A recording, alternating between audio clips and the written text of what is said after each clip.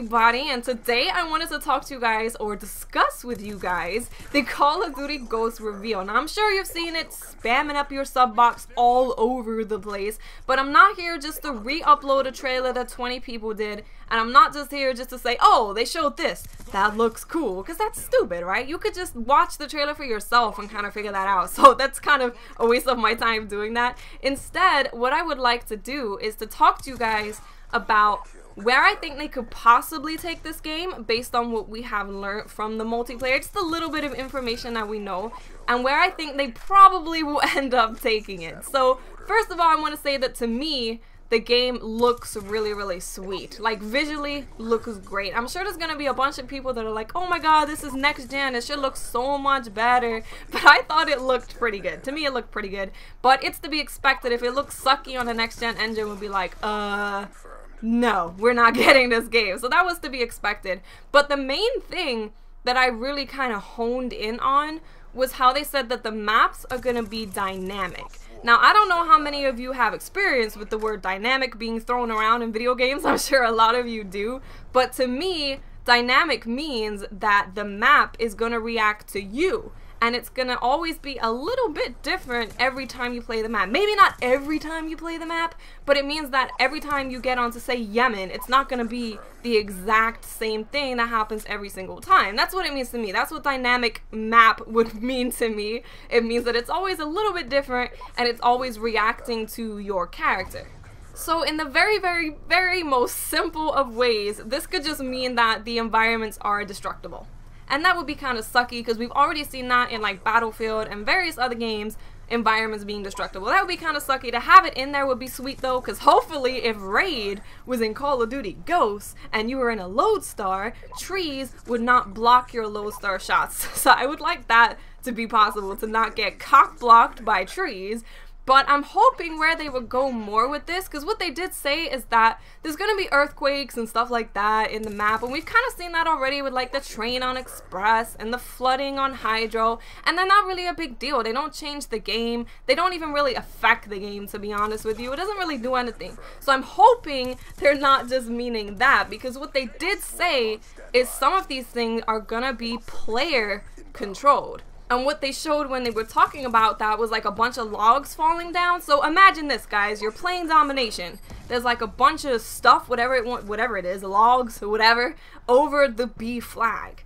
And you can actually trigger them to fall on the B flag. Now, what does this do to your game? It means that not only do you have to capture B, but you also have to protect that little thing to make sure that no one is going to throw those logs on top of the B flag. So it gives you a secondary objective. And I would actually be all for that. I think that would be really cool to have secondary objectives. Because right now, Team Deathmatch, you just kill people. Domination, you just capture flags. But if you have secondary objectives, it makes it a little bit more competitive, and you have to work as a team a little bit more. Because as of right now, you can kind of win Call of Duty games without working as a team whatsoever. So I think it would be really sweet to bring in some kind of secondary objective that you have to protect or make sure the enemy doesn't get to in order to win the game. Also, what I was thinking, I kind of discussed this before, was if they were to have map-specific kill streaks. Now, this is something that I don't think Call of Duty is going to do right now. I think they might do it in the future, but I think it will be way too much of a change for Call of Duty to do this right now. But imagine you get 5 kills in a row and you're able to trigger something to happen over the B flag, over the A flag, over the C flag, over the bomb plant, or whatever you want to say, wherever you want to put it.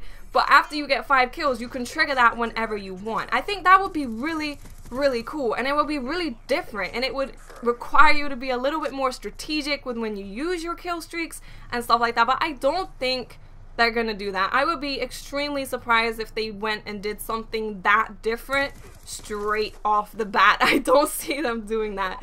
What I see them doing instead is just, oh, you can go up there and you can pull down logs on top of people. That's what I see them doing with the whole dynamic thing. But maybe they will surprise me. Maybe they will go and do something completely different with Call of Duty that we've never seen before. I just don't see them doing it right now. So to me, dynamic maps mean like all this stuff happening around you, and maps specific kill streaks and like all this stuff, but I think to them it means more destructible environments, and you can interact with your environment a little bit more than you used to in previous Call of Duties, which will be a change. I really don't see Call of Duty going from like nothing of that kind of thing to going full out dynamic maps, but I think that would be really cool. It would be a really cool addition.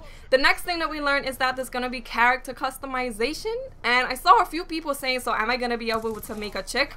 No, I don't think you're gonna be able to make a female character. I don't think that's gonna be possible, because they didn't say that. They said that you can change this and change that and change this and change that. They didn't say anything about gender, and I think that if that was gonna be in the game, they would have said that. I mean, maybe it's possible. I'm gonna just come out and say right now that I don't think you're gonna be able to make a female character, but customization is always good. I love being able to customize my character. In the original Black Ops, we could put face paint on, and that made me pretty happy. So all in all, my general opinion of this reveal was that I think it's really cool that we're gonna have a few different things, but I don't think Call of Duty is gonna stray too far away from the original model just yet. They might do in the next game after Ghosts, but I don't think they're gonna not play it safe. Even though they said, oh, we're not playing it safe, I don't think they're gonna go too far out of the box, so to speak. But I think it's gonna be cool. It's gonna be something a little bit different. It's gonna be a little bit different to what we've seen in Call of Duty so far, and I just hope that it's not frustrating. That's all I want from my next Call of Duty, is to not piss me off every time I get into a game. No death streaks, no BS spawns, and I will be happy. So let me know what you guys thought of the reveal in the comments section. Try not to be too negative of Nellies, please. And I'll speak to you guys later. Bye.